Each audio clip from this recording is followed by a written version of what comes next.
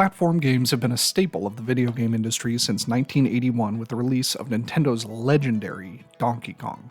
Since then, there have been countless platformers released for every gaming system and PC, and the genre remains one of the most popular to this day. Lots of devs have tried their hand at this deceptively difficult type of game. It's not as simple as having platforms and a character that can jump around on them. So, what makes for a good platformer? In this video, I'm going to explain 3 of the key ingredients to making a platformer that players can't get enough of. Hi, I'm Irish Ronin. Welcome to my channel. The goal of this channel is to inform and celebrate indie game devs. If you like the video, don't forget to like and subscribe. Alright, let's dive in. The first key to success is fun movement. There are many aspects of a game that impact how fun it is to play, ranging from engaging graphics to haptic feedback. But movement, in particular, is absolutely critical for platformers because moving is what the player is going to be doing for 99% of the gameplay. The quintessential example of this idea is Mario. The devs at Nintendo have made an explicit goal for every Mario game to make sure that Mario is fun to play, even controlling the character in an empty room.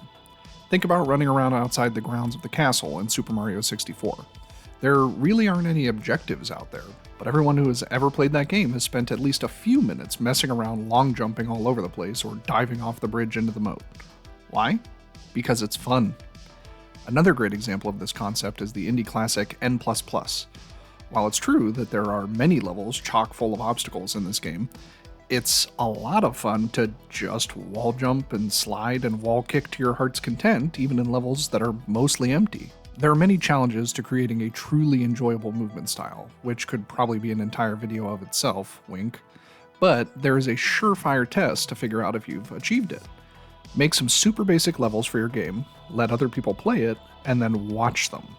If they're having a good time experimenting with moves and having fun even without an explicit objective, your movement is fun. From there, you get to move on to the second key, namely, compatible level design. It doesn't matter how engaging your movement style is if it doesn't work with your levels. Imagine plopping that same character from N++ into Super Mario Bros. 3. The game would become insanely easy. The character's jumps are massive compared to Mario's, and you could just skip right through every level. The levels must be designed with your movement style in mind. The perfect example of this is Super Meat Boy. Meat Boy is fast. He accelerates quickly, he falls fast, even his jumps explode off the ground. Therefore, the levels are designed to take advantage of these traits. The player needs to make split-second decisions and inputs in order to keep him from turning into a smear on the wall. The game doesn't require super precise movements most of the time, but it constantly requires a rapid pace. Even the respawn plays into this. You run fast, you die fast, you try again fast. It all works together. In other words, don't build levels from Sonic and expect them to be fun to play with Mario. The final key is predictability. One surefire way to make players stop playing your game is if the game feels unfair. To combat this, your game needs to be consistently predictable. By that I mean the player must be able to predict what is the likely outcome of a particular action. Some of this has to do with visual consistency. For example, in Super Bubble Kingdom, you, the player character, are fighting for the Bubble Kingdom.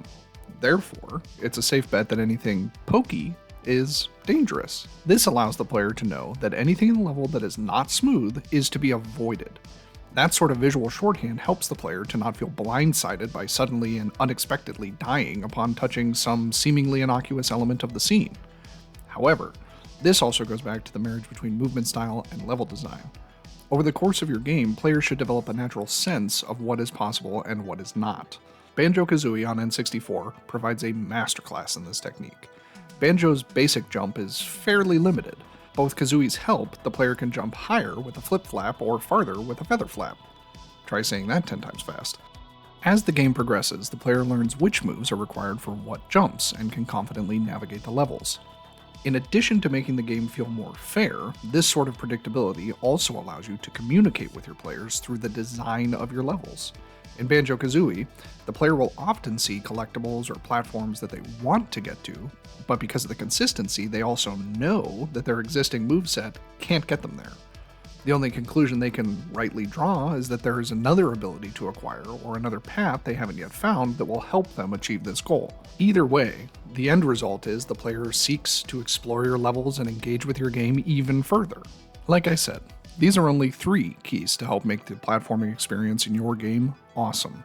There are tons of other aspects to keep in mind, like special moves, obstacle designs, lots more.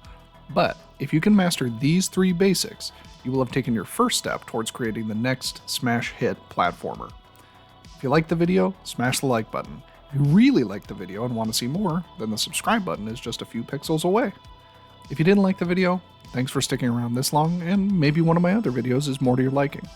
Until next time, this is Irish Ronin, reminding you of the most important game loop in life. Do, fail, learn, repeat.